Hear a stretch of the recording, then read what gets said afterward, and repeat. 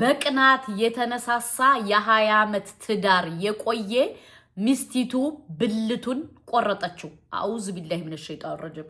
አሰላሙ አለይኩም ወራህመቱላሂ ወበረካቱ። ሰላም ጤና ይስጥልኝ የሳአዳ ኢቱ ቤተሰቦች እንዴት ናችሁ? ሰላም ናችሁ? ለመልካም ሁሉ ሰላም አለው አልሐምዱሊላህ። እኔ በጣም ከገረመኝ ነገር ላሰማችሁና እኔ ሐሳቤን እንሰጥበታለሁ። ምክንያቱም ሚስቲቱ ተጠራጥራ ስልክ እስኪ ከሱ ለምን አላሰማችሁ ግን ትደነግጣላችሁ። እነዛን ችግሮች ግን የምንፈታበት መንገድ አሁንም ራሱ እስከ 12ኛ ክፍል አስጨርሻል።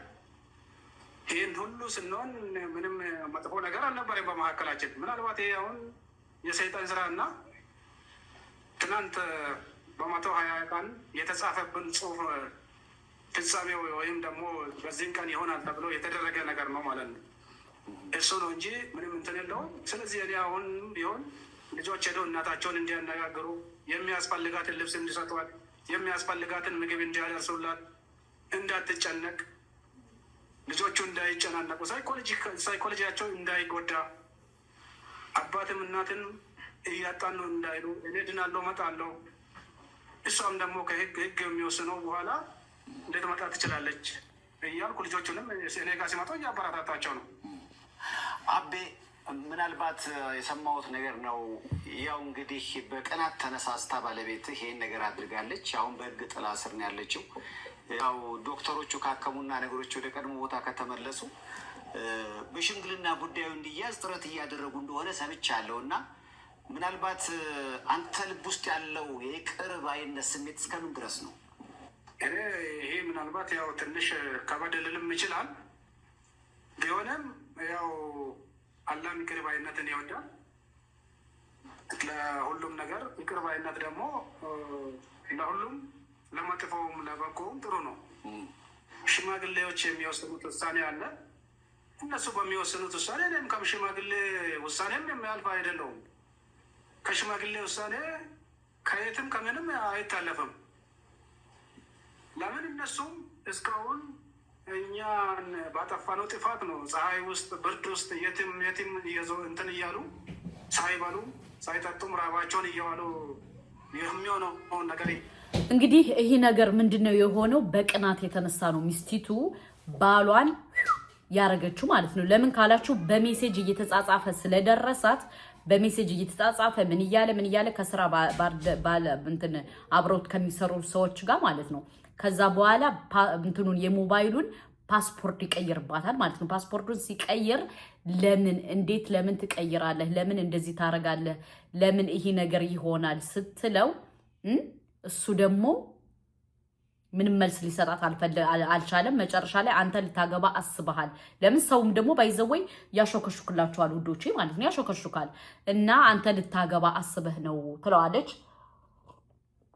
እሱም መልስ አልሰጣትም። መናገር አልፈለገም። ናቃት፣ አናደዳት፣ አበሳጫት። ከዛ በኋላ እሱ ተኝቶ እያለ እንካቅመስ ብላ ነብሱን ከስጋው ፕራይቬቱን እቃ ቆርጣ መጨረሻ ላይ እሷ ወደ ህግ ታስራለች። እንግዲህ ያዳነው ዶክተርም ተናግሯል። እውነት ለመናገር እኔ አንድ ወንድ ልጅ ብልቱ ከተቆረጠ ይሞታል ነው ስሉ የሰማው ማለት ነው። እና እሱ ግን ምን አለ? ኢንሻአላህ ከዚህ በኋላ 6 ልጅ ወልጃለሁ። ከዚህ በኋላ ደግሞ ኢንሻአላህ በሰላም ጤና የተስተካክሎ 10 ልጅ እወልዳለሁ፣ በጠቅላላ 16 ልጅ እወልዳለሁ ብሏል ማለት ነው። እና እውነት ለመናገር አላህ አስባችሁታል። እች ልጅ እንግዲህ እሱ ያገባት የ16 ዓመት ልጅ እያለች ነው ያገባት እች ልጅ ማለት ነው። የ16 ዓመት ልጅ እያለች አግብቶ አብረው ኑረው 6 ልጅ ወልዳለት ምን ብላለት። እሱ ግን ምንድነው ማለት ብዙ ጊዜ አብራችሁ ስትቀመጡ በተለይ ሴት ልጅ ማለት ነው ስራ ከሌላት ምናምን ወንድ ልጅ ይንቃታል ውዶቼ ማለት ነው። እና እሷ ቁጭ ብላ የእሱ ጥገኛ ስለሆነች ነው እሱ በዚህ ደረጃ እያፋጠጠ ዲስሪስፔክት እያደረገ እሷ ደግሞ ገላገለችው ማለት ነው። ገባችሁ? እኔ ከቤት ቁጭ ብዬ ያንተን ልጆች ይዤ ከዚህ ልብስ ምን እያልኩኝ አንተ ሂደህ አታገባም ብላ ነው የቆረጠችው ማለት ነው። በሁለተኛ ደረጃ ደግሞ እንግዲህ አንድ ትዳር ካገባ ለምንድነው ውጭ የሚያድረው? አሁን ይህ ሰውዬ እሷን አግብቶ አንዳንዴ ውጭ ይተኛል፣ ውጭ ያድራል ማለት ነው። ይሄ ደግሞ አይሆንም። አንድ ባለ ትዳር የፈለገ ነገር ካለ መግባባት ቢኖርም ሴትም ሆነ ወንድ ምናልባት አገር ከለቀቀሽ አገር ለቀው ከሄዱ ምናምን የሆነ ችግር ካለ ኦኬ። ከዛ ውጭ ግን ለምንድን ነው ቤት ለቆ እሱ ሌላ ቦታ የሚያድር? ለምን? ይሄ ዋናው የትዳር አበጣባጩ ዘዴ ነው። ስለዚህ ተጣላን ምናምን ብላችሁ ከቻላችሁ ቤታችሁን እየለቀቃችሁ አትሂዱ። ገባችሁ? ምክንያቱም ይሄ ነገር በጣም በጣም በጣም ያስጠላል ማለት ነው። ከቻላችሁ ቁጭ ብላችሁ ተነጋገሩ። ቁጭ ብላችሁ ተነጋግራችሁ ችግራችሁን መፍታት ነው ያለብን እንጂ ዝም ብሎ በቃ አንድ ሰው አስቦ አንድ በረስቦ ይላል ያገሬ ሰው ማለት ነው። ገባችሁ? ምንድነው ማንም ምንም አመጣ ማንም እንደዚህ አይልም። በቃ ሴት ቁጭ ብላ ከዛ ሴት ስለሆነች ቁጭ ብላ እንደዚህ ብላ እያለ ከዛ በኋላ እሷ ደግሞ አረገችለት ማለት ነው። እና አሁን ለማንኛውም እሱ ታክሞ ድኗል ውዶቼ ማለት ነው። በሰይፉ ሾው ነው የቀረበው። ግን ምን አለ መሰላችሁ እኔ እንትኖቹ በሽማግሌ ተይዟል ነገሩ አለ። በሽማግሌ ተይዞ ነገሩ ግን እነሱ ሽማግሌዎቹ ይቅር በላት ካሉኝ እኔ ችግር የለብኝም፣ ይቅር እላታለሁ። ለምን? ለ6 ልጆቼ ስል ነው። ባይዘወይ ይሄ ሰውዬ በእርግጠኝነት ያጠፋው ነገር ስላለ ነው እንጂ ያጠፋው ነገር ባይኖር ይቅርታ አይጠይቅም ነበር።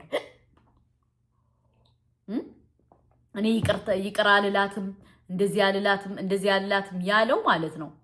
ያለው ይቅር እላታለሁ ያለው በእርግጠኝነት እሱ ማለት ነው ከተለያየ ሰው ጋር እንትን ሲል ስለነበር ለዛ ነው እንጂ ዝምሎ አይደለም። ገባችሁ? እና እነ ሙባረክ ደግሞ ከዚህ ተማሩ ወንድሞቼ። ያንተ ሚስት እንዳታረግህና እዳ እንዳትገባ ሙባረክ። ይሄ ላንተ በጣም ትልቅ ትምህርት ነው ወንድሜ። እንዲያውም አላህ ይስጣት። እንደዛኛው እኮ ዘይት እንትን ብላ እኮ አላንፈቀፈቀችበትም። ዘይት እንደዚህ ጨምራበት አላንፈቀፈቀችም። ገባችሁ? እና ምልላችሁ ፈልጌ መሰላችሁ እንዲያውም በጣም ትግስተኛ ናት። ለምን? ከኋላዋ ዲስሬስፔክት ሲያረጋት ምን ሲላት ቆይቶ ከዛ በኋላ ነው እንግዲህ እንዴት ለምን ብሎ እች ሴትዮ ደግሞ ሴት ናት፣ የምታረገውን አታውቅም፣ ተናዳለች፣ ይህን ነገር አረገች። እና ወንዶች አቅማችሁ ካልፈቀደ አትንጠልጠሉ። ለምን? ከማላመጥ ማዳመጥ ይላል ያገሬ ሰው ማለት ነው። እንትን ሳታዳምጡ በቃ አሰስገሰሱን ትበሉና መጨረሻ ላይ ዋይ ማለት ጥሩ አይደለም ማለት ነው። ያጀማ ገባችሁ? ጥሩ አይደለም። እና ይህ ነገር መቆም አለበት። ሴቶቻችሁን በደንብ አድርጋችሁ አስተካክላችሁ መያዝ አለባችሁ። ባይዘዌ በእኛ በእስልምና እስከ 4 ይፈቀዳል። ሸሪዓውን አሟልተ በስርዓት ቤትህን አሟልተ ካለህ ገንዘብ ካለህ ምንም ማለት አይደለም። አግቡ። አላህ ያሐለላላቸውን ማን ይከለክላቸዋል? ግን አሟልታችሁ ቤት ካለ ለዚህኛዋ ቤት ገዝተህ ከሆነ ለዛችኛዋ ቤት ገዝተህ፣ ለዚህኛዋ ልብሳት ከሆነ ለዛችኛዋ፣ ለዚህኛዋ ፓንት አምጥተህ ከሆነ ለዛችኛዋ ፓንት፣ እንደዛ ነው። ዝም ብላችሁ ሀልሎልኛል ብላችሁ ብቻ መጋደም አይደለም፣ ማምጣት አይደለም። ኦኬ? ለምን? ይህ ነገር በደንብ መታወቅ አለበት ውዶቼ ማለት ነው። ምክንያቱም ዝም ብላችሁ የሆነ የሚሆን ይመስላችኋል። ገባችሁ? ዝም ብሎ በቃ አለ አይደለ የሚሆን ይመስላል። ይሄ አይደለም። የኛ ዲን እንደዛ አይደለም። እህት ወንድሞቼ እና ለማንኛውም ወንድማችን አላህ ጨርሶ ይማርህ። ግን ስተትህን አንተ ራሱ አምናሃል ማለት ነው። ለምን? ስተትህን ያመንክበት ምክንያት አንተ ጥፋተኛ ባትሆን እርግጠኛ ነኝ ሚስትህን ይቅርታ አትጠይቃትም። ግን ሚስትህን ለምንድን ነው ይቅርታ የጠየካት?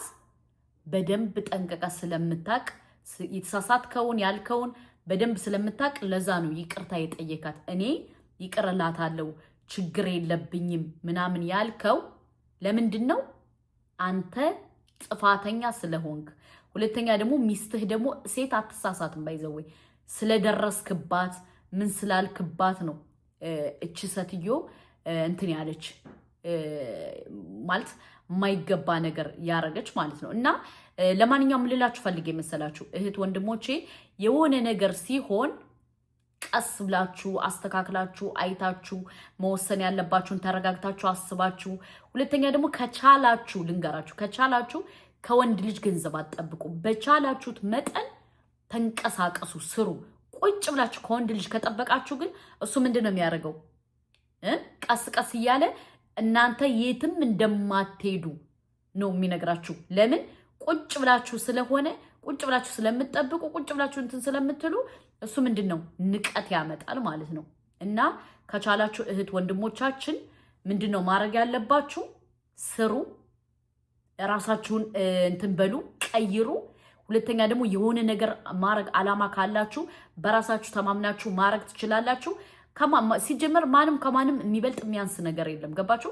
ስለዚህ ራሳችሁን በደንብ አርጋችሁ ከሰራችሁ ራሳችሁን በደንብ አርጋችሁ ቀየራለሁ ካላችሁ ራሳችሁን ካስተካከላችሁ ራሳችሁን አክቲቭ ካረጋችሁ ራሳችሁን ወላሂ ብዙ ነገር ማድረግ ትችላላችሁ። ግን ቁጭ ብላችሁ የወንድ ጥገኛ ስትሆኑ ደግሞ ያነ ምንድነው የሚያስበው? ባቦ የትም አትሄድም ምን አባቷ ታመጣለች ምናምን ከዚህ ቁጭ ብለሽ ከዚህ እንደዚህ ብለሽ ከዚህ እንደዚህ ብለሽ ነው የሚመጣው ማለት ነውና እህቶቻችን ማረግ ያለባችሁ ሙያ ምናምን ተማሩ። ከወንድ ምንም መጠበቅ የለባችሁ። ምክንያቱም መንቀሳቀስ አለባችሁ። ኑሮ ባይዘወይ አንድ ሰው አስቦ አንድ በር ይስቦ አይሆንም። ኑሮ ለሁለት ሰርታችሁም አልተሳካም። ገባችሁ? አንድ ሰው ብቻውን ለፍቶ አይችልም። ስለዚህ አሁን እህታችን ምንድነው እሱ ነው የሚሰራ እንጂ እሷ አትሰራም። የ16 ዓመት ልጅ እያለሽ አገባት አትሰራም። ከሱ ነው የምትጠብቀው፣ ከሱ ነው እንትን የምትለው። ከዛ ምንድነው የት አባቷም አትሄድም ብሎ ነው እንግዲህ ከበላያ ላይ ሊደርብባት ሲጻጻፍ ምናምን መረጃና ማስረጃ አይታ ከዛ በኋላ ሰራችለት ማለት ነው። አሁን እንግዲህ እሱ ብልቱን ተቆርጦ መጨረሻ ላይ ምንድነው ያለው? ያው የኔም ጥፋት ነው ቁጭ ብለን አልተነጋገርንም ነበር ነው ያለው። ለማንኛውም ጥፋቱን ራሱ ማመኑ አሪፍ ነው። ግን ቢሆንም ቁጭ ብላችሁ ከወንድ አትጠብቁ። በቻላችሁት መጠን ተንቀሳቀሱ። በአላህ በቻላችሁት መጠን እንዴው ትርፍ ባታገኙ ራሱ ወጣችሁ ዞር ብላችሁ ልብሳችሁን ቀይራችሁ ወጣችሁ ስትመለሱ ራሱ ያለው እንትን ማለት ነው። እና ይሄን ነው የምላችሁ። ለማንኛውም